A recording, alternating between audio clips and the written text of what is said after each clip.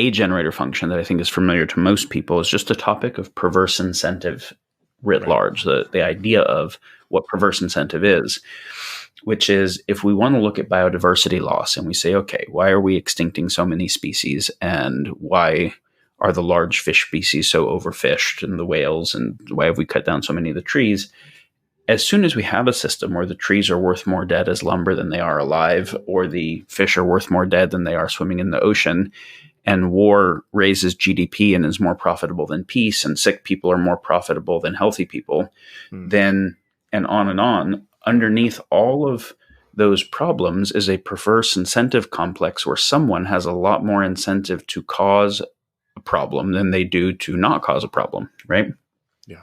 And if we take a look at the dead trees example, we get this multipolar trap where me cutting down this tree or these few trees is not killing all forests, but it is getting my family meaningfully ahead. And if I leave them, my family doesn't get ahead and doesn't even eat, right? And if I do this, then my family gets ahead. And so I don't think about it at kind of a great debasing our whole substrate scale. And I don't even think I have options because I don't necessarily know another way other than cutting the trees down. And if I don't cut the trees down, someone else is going to cut the trees down. So I don't even have an option to leave them.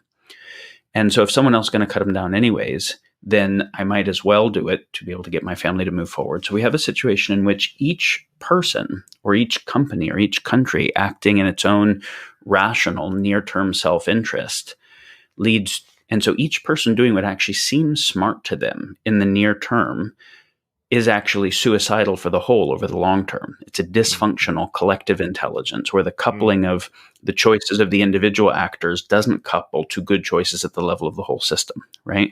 Yeah. So we have a system where, for the most part, nobody really wants climate change. There are some examples there are some exceptions that matter.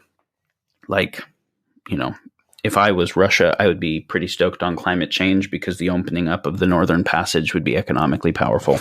But for the most part, nobody wants climate change. And yet all of us are doing actions that are advancing climate change.